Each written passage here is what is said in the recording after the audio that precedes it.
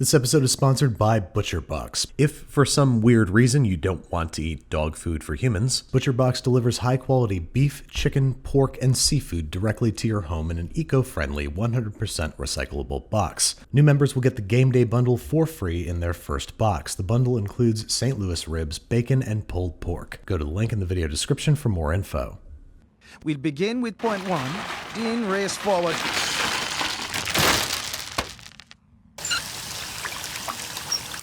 Concerning our pest problem, somebody's been leaving food around and it's attracting owls. And I, for one, am getting tired of cleaning those owl traps.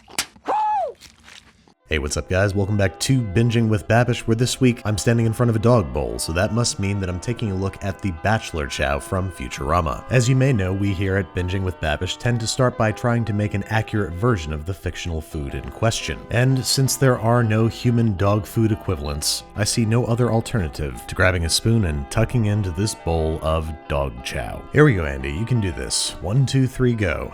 3, 2, 1, go. Come on, dude, just be a man. Here we go. Chew once, chew twice, and not for me. It had a sort of rancid cheese flavor that I didn't expect or appreciate. And now, more than ever before, I think we can do a whole lot better. As you can see, I'm starting by preparing some roughly chopped mirepoix, then I'm trimming the excess fat and connective tissue off a 4-pound beef chuck roast, because we are making boeuf bourguignon, dog food for humans. Once the excess fat has been trimmed off, I'm going to cut the meat into 2-inch cubes. But wait, don't throw away those trimmings just yet, because we're going to utilize a brilliant method from America's Test Kitchen, which starts by placing those scraps in a large, wide roasting pan along with 1 pound of salt pork and 2 tablespoons of butter. Then this guy's headed into a 500-degree Fahrenheit oven for 20 minutes. While that's happening, we're going to toss our beef with half a teaspoon each kosher salt and freshly ground pepper, letting it rest at room temperature until we're ready to use it. Meanwhile, our scraps are headed out of the oven. As you can see, they're nicely browned and the fat has rendered out. Pull them out and set them aside, but don't get rid of them. We're not done with them just yet. This pan with all of its delicious fat and fond is headed over to the stovetop, where we're going to place it over medium-high heat and use it to saute our mirepoix. 2 large onions, 4 carrots, and 4 stalks of celery roughly chopped. Let these guys go for about 5 minutes until they've got some nice color. Then we're going to add 1 tablespoon of tomato paste and 1 teaspoon of anchovy paste, mixing around and sauteing for about a minute just so they can caramelize, and then we're adding 1/3 of a cup of all-purpose flour, sauteing for an additional minute or 2 until the raw flour smell dissipates. This is going to create a rudimentary roux, or rudimentary, which is going to thicken our 4 cups of homemade beef stock that we're going to add slowly, mixing constantly so that the flour does not clump. Let that come back up to a simmer, and then the beef scraps are headed back into the hot tub, along with 2 bay leaves, several sprigs of fresh thyme, 2 sprigs of fresh rosemary, and about 1 gaggle of fresh parsley. We're also going to add a half teaspoon of whole black peppercorns, and optionally about a ½ ounce of dried porcini mushrooms. Oh, almost forgot, 1 whole head of garlic, peeled and crushed, and it quite literally wouldn't be boeuf bourguignon without burgundy, 1 whole bottle of the cheap stuff. Now we're going to use all the stuff in this roasting pan as a sort of platform for our beef, because we want each piece to be roughly 3/4 submerged underneath the liquid. This is going to help it brown beautifully as it spends 3 hours in a 325-degree Fahrenheit oven. After 1.5 hours, we're going to pull it out and flip all the pieces of beef so they get evenly browned top and bottom. Pop it back in for another 90 minutes, and presto, the best boeuf bourguignon ever to be made into dog food.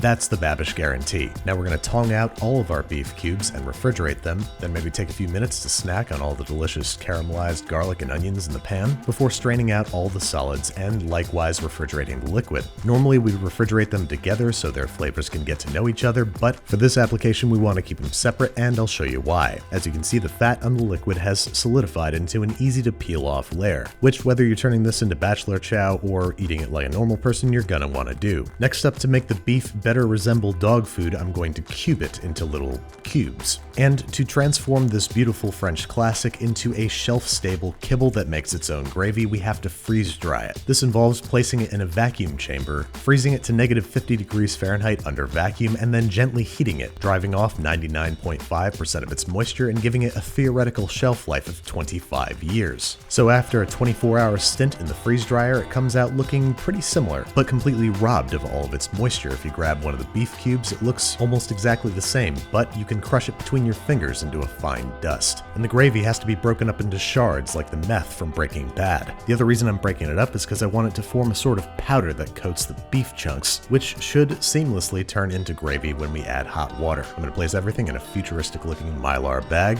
I know this isn't Futurama accurate, but I can't bear to look at the dog food bag anymore. And there you have it, Boeuf Bourguignon Bachelor Chow. All we gotta do is pour it into a dog food bowl and cover it with hot water so that it can rehydrate. I'm just gonna cover this up with a lid and let it sit for 10 minutes so that it can fully reconstitute. While I contemplate how this is hopefully the last time I ever have to eat out of a dog food bowl, give it a little stir and allow the gravy to thicken, and it's time to dig in. Now, one of the most fascinating things about freeze-dried food is that when it's done right, it comes back to life the same way it was before it was freeze-dried, and this is no exception. The gravy is thick and rich, and the meat is tender, if not understandably a little drier than it was before, but I think you'll agree with me that something about the presentation and form factor just rubs me the wrong way. I think this is going to be a problem that we'd have with most Futurama foods, particularly poplars. Luckily, I think we're many years away from me making sentient popcorn shrimp.